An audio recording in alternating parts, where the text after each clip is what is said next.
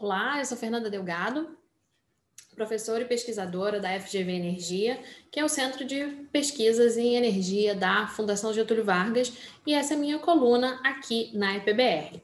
Quinzenalmente você vai me ouvir falar de petropolítica e geopolítica. Deixe seu recado, que eu vou querer saber o que você quer ouvir falar de geopolítica.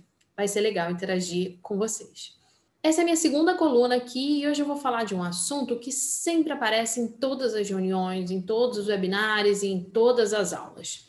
Qual é o posicionamento do Brasil na geopolítica internacional do petróleo? Qual a influência do Brasil hoje nessa geopolítica internacional? Agora que a gente exporta 1 milhão de barris por dia, qual a relevância do Brasil no cenário internacional? Qual a posição brasileira com o pré-sal, agora que a gente tem o pré-sal, né, essa descoberta de classe mundial? Que posição o Brasil ocupa a partir disso? Bem, antes de fazer essa análise, né, da posição ou da não posição brasileira, vamos avaliar a posição dos outros players, dos players mais importantes de petróleo, para a gente poder contextualizar o Brasil depois. Esses players são os Estados Unidos, a Arábia Saudita, a Rússia e o cartel de países produtores de petróleo chamado OPEP.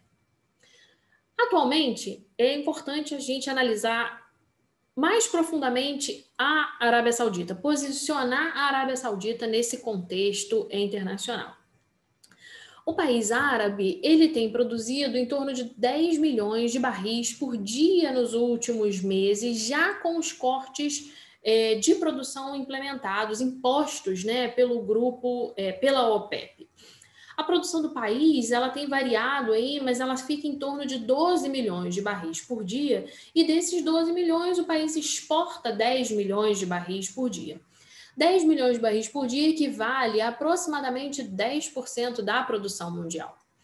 A Arábia Saudita não é o maior produtor do mundo, mas certamente é o maior exportador do mundo.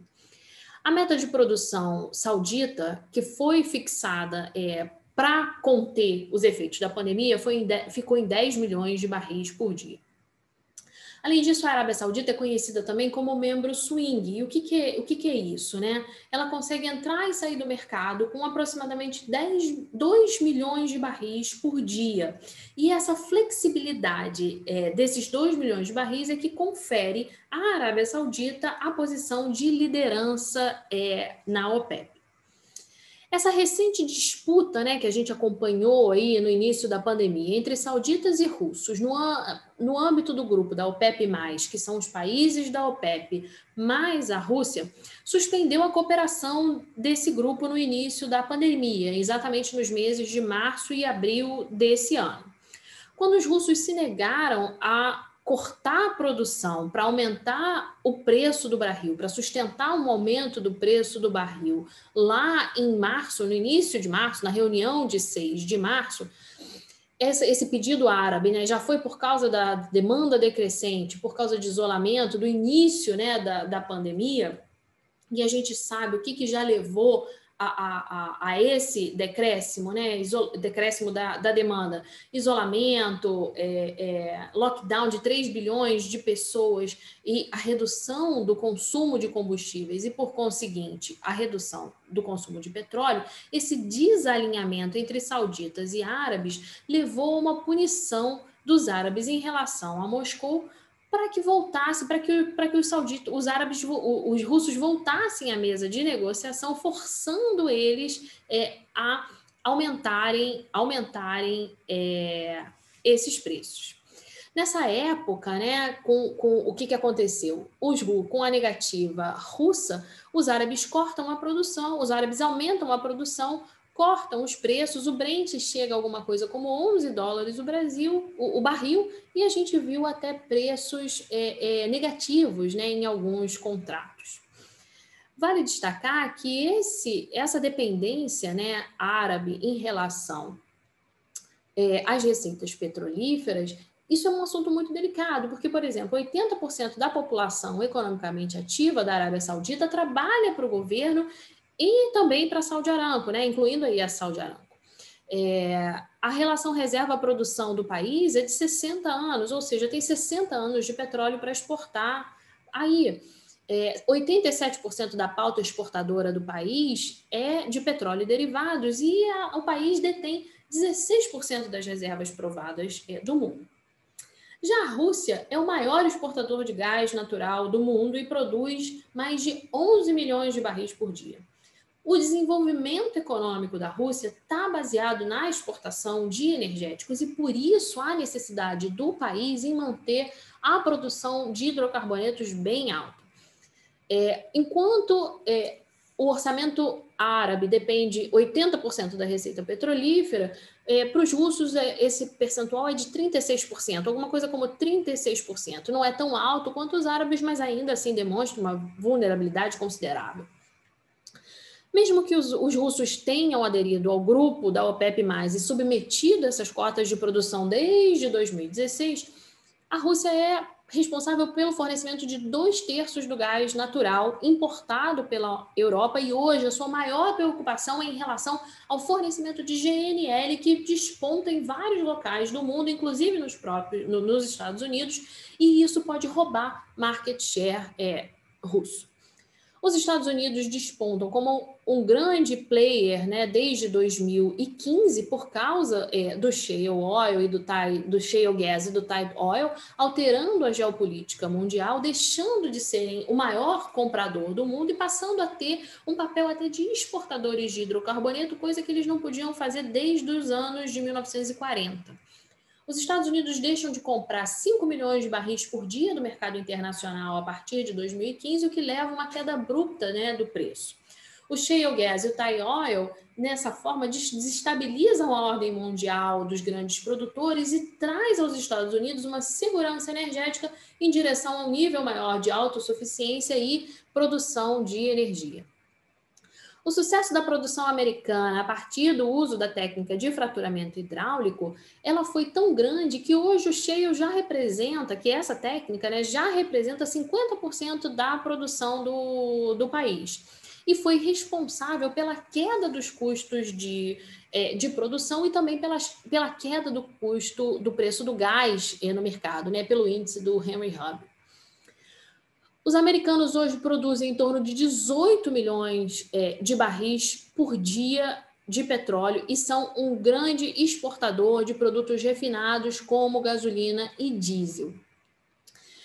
Se você somar isso, as altas previstas de exportação, né, a Agência Internacional de Energia projeta, né, que as vendas americanas cheguem a 9 milhões de barris por dia daqui a 5 anos, para 2025, 2026, e essa exportação nem existia alguns anos atrás, os Estados Unidos podem se tornar o segundo maior exportador de petróleo e derivados até 2024, superando a Rússia e chegando muito perto da Arábia Saudita.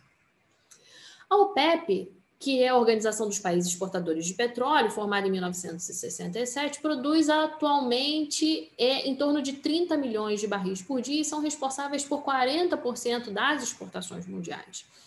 A receita líquida das exportações dos membros da OPEP deve alcançar 323 bilhões de dólares esse ano de 2020.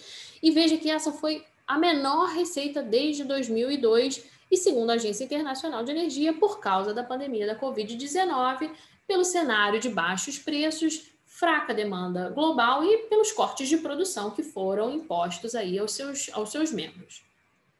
Essa conjuntura que a gente descreveu, ela é muito explosiva, ela é muito ruim para os estados nacionais da OPEP que dependem das exportações dessa commodity, né, do petróleo, para sustentar os seus orçamentos fiscais.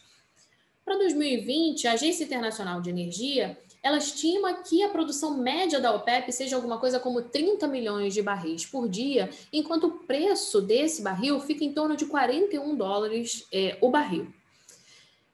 Vejam que para 2019, a média de produção da OPEP foi alguma coisa como 35 milhões de barris por dia e o preço médio do Brent alcançou 64 dólares o barril, ou seja, uma diferença considerável entre produção e preço de um ano para o outro. Bem, Nosso argumento principal, então, aqui é que, apesar do Brasil já ser o segundo maior exportador latino-americano, atrás apenas do México, percebe-se que para influenciar preço no mercado internacional e conseguir desequilibrar alguma coisa de oferta e demanda, né, e ser um price maker e não um price taker, né, que é a posição que a gente tem hoje, é preciso ser ainda muito maior do que somos atualmente. Para fazer diferença nesse mercado, é preciso um volume muito maior exportador, né? No caso, 10 milhões de barris por dia, como no caso saudita, 5 milhões de barris por dia, como no caso das exportações russas, 4 milhões de barris por dia, como no caso da exportação do Iraque, ou 40% do volume exportador mundial, como no caso dos países da OPEP. O Brasil, então, exportando algo em torno de 1 milhão de barris por dia, ele se parelha ali com países como Omã, Argélia, Colômbia, México, né? A gente exporta um pouco menos do que o México, o Azerbaijão, o Reino Unido, ou seja, a gente não exerce influência nesse mercado internacional. É importante também destacar que essa capacidade exportadora brasileira, se ela desaparecesse do mercado de uma hora para outra, ela podia ser facilmente reemplaçada por outro país. Ou um país da OPEP que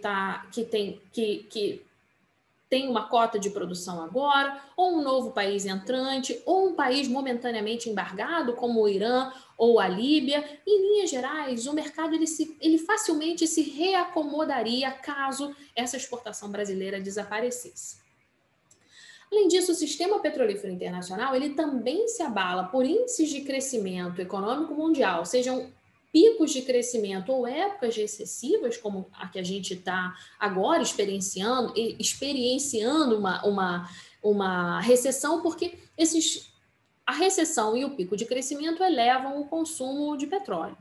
Também incertezas acerca da insegurança de abastecimento, como, por exemplo, o fechamento de choke points, que são passagens marítimas importantes, ou ataques a instalações de produção ou movimentos geopolíticos também afetam seriamente esse equilíbrio entre oferta e demanda e tem uma influência séria no preço.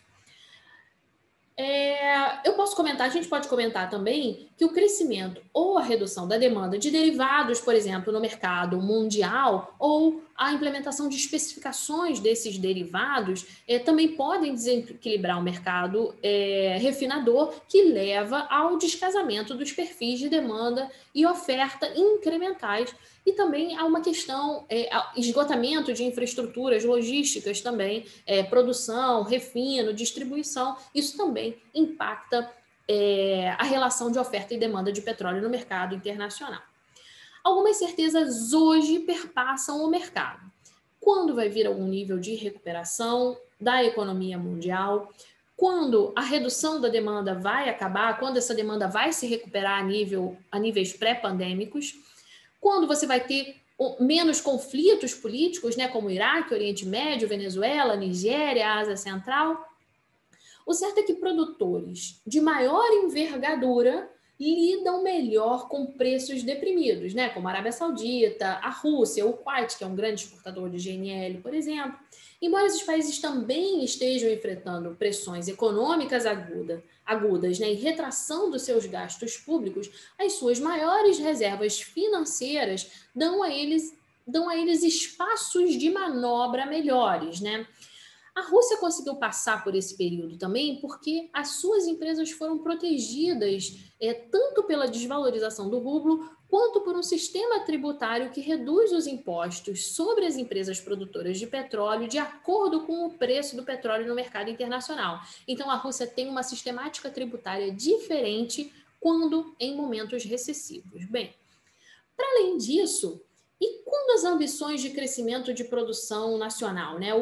Quando chegarmos a uma produção de 5 milhões de barris por dia, exportarmos 2 milhões de barris por dia, exportarmos 3 milhões de barris por dia, será que nem assim vamos influenciar a geopolítica internacional do petróleo? Será que nem assim vamos ter um price maker e não um price taker? Bom, algumas entidades internacionais não colocam essa previsão de crescimento tão grande do Brasil assim, levando o Brasil a 3,5 milhões de barris por dia em 2030 apenas. Essa é uma previsão, por exemplo, da Agência Internacional de Energia. Mas Ainda que a gente chegue a esses patamares de 2 milhões de barris por dia de exportação ou 3 milhões de barris por dia de exportação, vamos estar inseridos em uma nova configuração de mercado até lá, com outros players que também vão ter incrementado a sua produção, ou uma maior entrada de gás natural na matriz energética mundial, forçando uma troca interenergética, ou uma maior influência da transição energética, que a gente ainda não sabe se vai deslocar o petróleo na matriz ou não, e quando vai deslocar, enfim. Até que a gente tenha esse poder maior de exportação, que coaduna aí, né, que coadune com os jogos de interesse entre poder dessas outras nações, uma nova configuração de mercado vai se fazer, vai existir, e a gente não sabe qual o papel do Brasil até lá. Bem, espero que vocês tenham gostado dessa análise e deixem um recado aqui para mim. Obrigada e até daqui a 15 dias.